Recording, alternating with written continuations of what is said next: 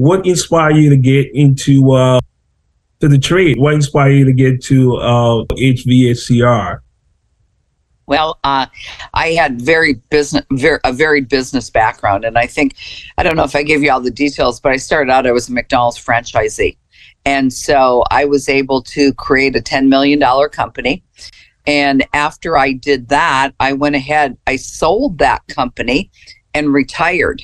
And then I decided, what should I do next? I was a little too young to retire, so I spent about 1.5 years doing a lot of travel and came across Pandora jewelry stores. They were in the airport, McCarran Airport in Las Vegas. And I kept thinking, oh, how hard is it to sell jewelry? And I called them, connected with their operations manager, and she said, oh, well, they franchise these. I said, oh my gosh, here we go.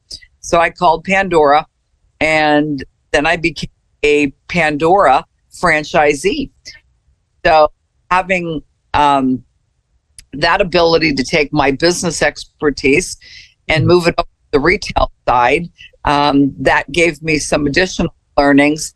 But during this entire journey, my brother's been in this industry for, well, now it's 43 years. Mm-hmm. And I just noticed how hard he was working and didn't seem to be getting further ahead with any of his, what I would consider lifelong goals. You know, as we age, we think, how much longer can we do this?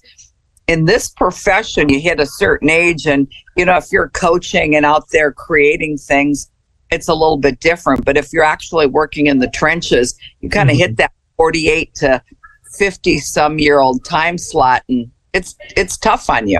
It's very hard on you and your body and everything else. So as I was watching him, I said, well, hey, why don't we go ahead and start a company? Well, he wasn't ready to at the time. He had a company himself, and then he ended up closing down that one, going to Nevada and just working as a partner. So I ran and did my Pandora gig, and I knew he was down in Vegas just working like crazy. And finally I said, hey, why don't you come back up to Washington? I'm going to start this company. Why don't you come work for me? And so that's what ended up happening, but that never took place until June of 2015. And so I convinced him to come back up to Washington, where the rest of the family was, his daughters and everything. And I said, okay, you're my first employee. And